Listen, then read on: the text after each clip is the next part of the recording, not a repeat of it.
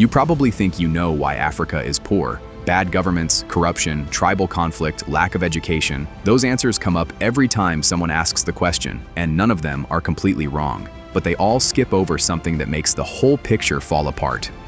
Africa holds 30% of the world's mineral reserves, produces 73% of its cobalt, 80% of its platinum, 90% of its chromium, 40% of its gold, and 65% of its diamonds. The smartphone in your pocket almost certainly contains minerals pulled out of African soil. The electric car battery being marketed as the clean energy future is built almost entirely from materials extracted from one African country. The Democratic Republic of Congo alone sits on an estimated $24 trillion in untapped mineral wealth. $24 trillion in one country. Yet the DRC ranks among the 5 poorest nations on Earth, and its average citizen lives on less than $2 a day. Nigeria has earned over $600 billion from oil exports since the 1970s and still has more people living in extreme poverty than any country on Earth. Zambia holds some of the largest copper reserves in the world and cannot afford to maintain the mines that extract it. Angola fought a 27-year civil war, funded almost entirely by its own diamonds and oil. And when it ended, the money had not built a single functioning public hospital in half the country. So here is the real question. And it is not why Africa is poor, because that framing already has the answer built into it. The real question is how a place with everything ends up with nothing, and how a continent sitting on the largest mineral fortune in human history remains the poorest on Earth. The answer involves a decision the Earth made 3 billion years ago. A room in Berlin where Africa was divided by people who had never visited it. A Belgian king who turned a territory the size of Western Europe into his personal rubber plantation, and a financial system so clean in its design that it moves billions out of the continent every year while remaining perfectly, completely legal. The 3 billion year head start. Before we get to what humans did to Africa's minerals, we need to understand what the Earth did first. The reason Africa holds so much of the world's mineral wealth is not luck or coincidence, it is geology. And the geology of Africa is unlike anything else on the planet. Most of the world's continents are built on relatively young rock, crust that formed and reformed through volcanic eruptions, tectonic collisions, and erosion over hundreds of millions of years. That constant reshaping destroys mineral concentrations, burying them, dispersing them, or pushing them back into the mantle where they become permanently unreachable. Africa works differently. The core of the continent, what geologists call the African craton, is some of the oldest and most stable rock on Earth, with parts of it forming more than 3 billion years ago, when the planet was still cooling from its creation. That rock has barely moved since. While the rest of the world's continents crashed into each other and split apart and rebuilt themselves over and over again, the African craton sat undisturbed, acting as the geological anchor for a series of supercontinents. The most recent of those supercontinents was Gondwana, a single landmass that 550 million years ago contained what is now Africa, South America, Australia, Antarctica, India, and Arabia, all fused together into one piece of ground. For hundreds of millions of years, the forces that create mineral deposits worked on that enormous landmass while it held together. Volcanic heat pushing metal-rich fluids through cracks in the rock, ancient ocean floors being compressed into stone, rivers concentrating heavy metals into sedimentary layers, all of it accumulating in one place for an almost incomprehensible length of time. When Gondwana finally broke apart around 180 million years ago, Africa kept the center. The continent that emerged was not just old, it was the geological core of half the world, and the minerals that had concentrated across Gondwana over hundreds of millions of years were disproportionately concentrated there. That is why the DRC holds over 1,100 distinct minerals and precious metals. That is why South Africa controls 80% of the world's platinum group metals, the rarest and most valuable metals on Earth. That is why the Witwatersrand Basin in South Africa contains more gold than anywhere else ever discovered, a deposit so large that roughly 40% of all the gold ever mined by humans came from a single geological formation in one country. 3 billion years of accumulation. Then, in 1884, a group of Europeans in a room in Berlin decided who it all belonged to. The room where Africa was divided. On November 15, 1884, 14 European nations gathered at the official residence of German Chancellor Otto von Bismarck in Berlin, sat around a horseshoe-shaped table overlooking a garden, and spent the next 3 months drawing lines on a map of a continent most of them had never visited. Not one African was in the room, not one was consulted, not one knew the meeting was happening. By the time the Berlin Conference ended in February 1885, nearly the entire continent had been divided into European colonies. Britain claimed East and Southern Africa. France took most of West Africa. Belgium claimed the vast territory of the Congo. The borders drawn that winter had nothing to do with the people living within them, cutting straight through ethnic groups, splitting families between different colonial powers, and fusing together communities that had been enemies for centuries. But the borders were never really about governance. They were about resources. The conference established what it called the principle of effective occupation, meaning a European power could only hold a territory if it actually controlled it. Every colonial power immediately began building the infrastructure to extract whatever it could find, constructing railways that ran from mines to ports and roads that connected resource sites to shipping routes, not towns to towns, not communities to each other, but minerals to ships. That infrastructure still defines Africa today. In many countries, the colonial rail lines run from the interior straight to the coast, exactly as they were designed, to move resources outward. The economies built around those lines never developed the internal trade networks, the manufacturing capacity, or the processing industries that turn raw materials into lasting wealth. They were pipelines, and pipelines only flow in one direction. The king who never visited. Of all the colonial powers that divided Africa in Berlin, one stands apart from the others, not for its size or military power, but for what it revealed about the logic underneath the entire system. King Leopold II of Belgium did not claim the Congo as a Belgian colony. He claimed it as his personal private property, registering the territory through an organization he controlled called the International Congo Society, and telling the conference it was a humanitarian project to bring civilization to Africa. The conference believed him. What followed is documented in photographs that circulated in European newspapers in the early 1900s, eventually forcing an international investigation that Leopold spent years and enormous sums of money trying to suppress. His agents had forced the Congolese population to harvest wild rubber at quotas physically impossible to meet, and the punishment for failing was mutilation. Overseers proved they had enforced the rules by cutting off the hands of those who failed, sometimes the hands of children, and presenting them as evidence of compliance. The death toll estimates range from 1 million to 10 million people in one territory under one man's personal ownership over roughly 20 years. Leopold never visited once. When international pressure finally forced him to transfer the Congo to the Belgian government in 1908, he had extracted enough rubber and ivory to transform Brussels. The grand boulevards, the public parks, the museums that tourists visit in the Belgian capital today were built on Congolese resources, and the people who produced those resources received nothing in return. Here is what matters most about Leopold's story for everything that follows. The Congo's minerals, the cobalt, copper, coltan, and gold that the world now needs most desperately, were not yet fully understood in his time. He was exploiting rubber and ivory. But the extraction model he established, the idea that the Congo's resources existed to serve foreign interests and that the population was an obstacle to be managed rather than people to be served, never ended when he left.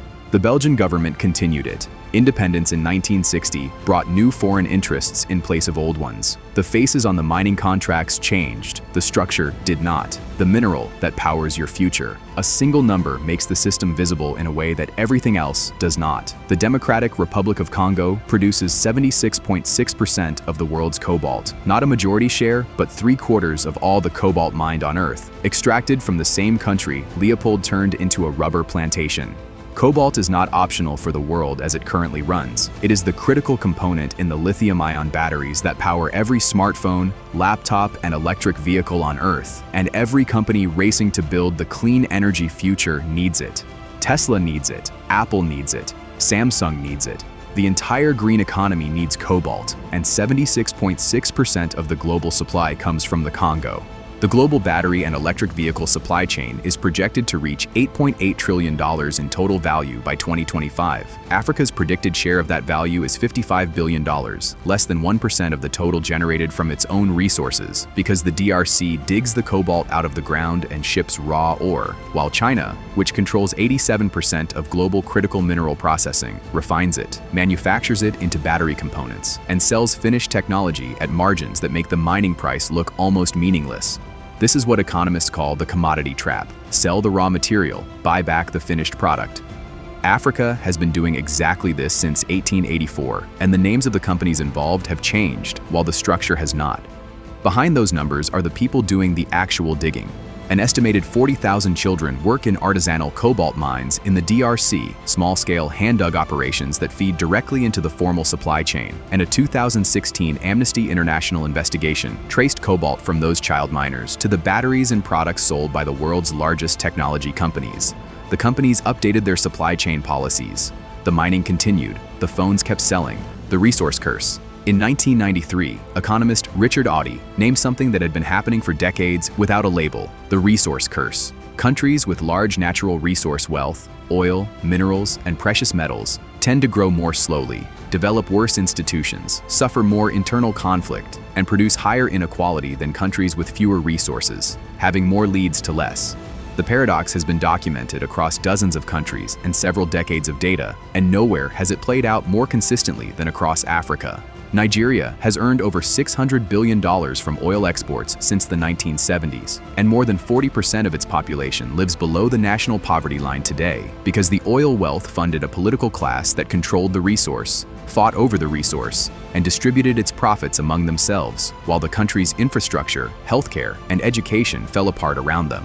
The mechanism behind this is straightforward once you understand it. When a government can fund itself entirely by selling resources to foreign buyers, it stops needing to tax its own citizens. And when a government no longer needs its citizens' money, it stops needing their cooperation, their productivity, or their approval. The incentive to build functional schools, hospitals, roads, and courts disappears entirely, replaced by the single imperative of controlling the resource. Angola earned billions from diamonds and oil through a civil war that lasted 27 years and killed an estimated 500,000 people, with both sides funding their operations from the same mineral revenues extracted from the same ground.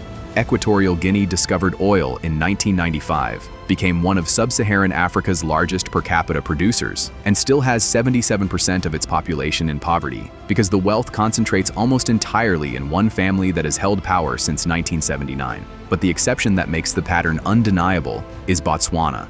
Diamonds were discovered there in 1967, 1 year after independence, and instead of following the trajectory of its neighbors, the government negotiated a deal with De Beers that gave the state a 50% stake in all diamond operations through a joint venture called Debswana, with taxes, royalties, and dividends bringing its effective revenue share to around 81% of total diamond value. That money went into schools, hospitals, and infrastructure, and the institutions built around it were strong enough to resist the corruption that hollowed out neighboring states. Today, Botswana has one of the highest GDP per capita figures in sub-Saharan Africa, and its citizens live measurably better lives than most of their counterparts across the continent. The difference was not the diamonds, because plenty of countries have diamonds. The difference was what the government chose to do with them, and whether its institutions were strong enough to actually do it. Botswana is the proof that the resource curse is not fate. It is a choice. The tragedy of Africa's mineral story is how rarely that choice gets made. The number nobody talks about. Here is the figure that reframes everything else in this video. Every year, an estimated $88.6 billion leaves Africa in illicit capital flows, money moving out of the continent through tax evasion, trade mispricing, and financial manipulation by multinational corporations operating in the extractive sector. That figure comes from the United Nations Economic Commission for Africa, and it is more than twice what Africa receives in foreign aid annually, and more than the total foreign direct investment the continent attracts each year. The mechanism behind it is almost invisible in its elegance. A mining company extracts copper in Zambia, and instead of selling that copper at market price to an external buyer, sells it at a fraction of market price to a subsidiary it controls in a tax haven, Luxembourg or the Cayman Islands or Mauritius. That subsidiary then sells the copper at full market price to the final buyer. The profit sits in the tax haven, and Zambia receives a small royalty calculated on the artificially low transfer price. The actual value of the copper never shows up in Zambia's economy. None of this is illegal. It is standard corporate accounting practice. It happens at scale across every extractive industry operating on the continent, and it has been happening for decades without significant interruption. Africa gives the world its minerals, and $88.6 billion a year quietly leaves in exchange, not through corruption or war, but through legal financial architecture specifically designed to ensure the wealth flows outward and stays out. On top of this sits the debt structure. Many African governments borrowed heavily in the 1970s and 1980s under programs imposed by the International Monetary Fund and World Bank. And those loans came with conditions: reduce government spending, privatize state assets, remove trade protections. The assets most commonly privatized were the mines and oil fields, sold at below market prices to foreign companies. The debt remained, the resources left, the phone in your hand. Pick up whatever device you used to find this video. The cobalt in its battery came from the DRC. The coltan in its capacitors, the mineral that makes the touchscreen respond to your finger, most likely came from eastern Congo, where armed groups have spent decades fighting for control of mining territories in a conflict that has killed an estimated 5 to 6 million people since 1996, making it the deadliest armed conflict on Earth since World War II, with control over mineral revenues as one of its consistent fuel sources. The platinum in your device's electronics came from South Africa, where in 2012, miners at the Marikana platinum mine went on strike demanding a wage increase from Lonmin, a London-listed company. The miners earned roughly $500 a month. Lonmin's chief executive earned $4.7 million that year, and when the strike continued, South African police opened fire on the workers. 34 miners were killed. The device works perfectly. The people who made it possible are almost entirely invisible. Can this change? The most important question is not how this system was built. It is whether anything can actually be different. The answer is that in some places, it already is. Botswana proved the model over 50 years. Zimbabwe moved to nationalize its lithium sector, and whether those revenues get used well remains an open question, but capturing more value domestically is the necessary first step. Tanzania renegotiated its gold mining contracts in 2017 and increased the government's revenue share significantly. Rwanda built a conflict-free mineral certification system that allows its coltan to command a premium price on international markets. The clean energy transition is creating leverage that did not exist before. Global demand for cobalt, lithium, copper, and manganese, all disproportionately found in Africa, is projected to increase 4 to 6 times by 2040. The minerals that powered the fossil fuel economy mostly came from the Middle East. The minerals that will power the clean energy economy mostly come from Africa. For the first time since 1884, the continent holds something the world genuinely cannot substitute or source elsewhere at scale. Whether African governments can build institutions strong enough to turn that leverage into lasting wealth, the way Botswana did with diamonds, is the defining economic question of the next 20 years. The answer is not guaranteed, but for the first time in a very long time, it is genuinely open. So why does Africa have all the world's minerals but none of the wealth? Because the ground spent 3 billion years building one of the greatest mineral fortunes in the history of this planet. And then 140 years ago, a group of men in a room in Berlin decided that fortune existed to serve everyone except the people sitting on top of it. The system they built, the extraction model, the commodity trap, the legal financial structures that move profits to tax havens, the debt arrangements that transferred state assets to foreign companies at below market prices, was not constructed through accident or neglect. It was designed, deliberately, by people who understood exactly what they were doing and exactly who would pay for it. The cobalt in your battery will be replaced by something better in 10 years. The structure that priced it below its value has been running for 140 years and will not change until someone with enough leverage decides it should. The question now is whether the people sitting on the next generation of the world's most critical minerals will be the ones who finally make that decision. Subscribe if you want more videos like this, and leave in the comments which African country you think is closest to breaking the cycle.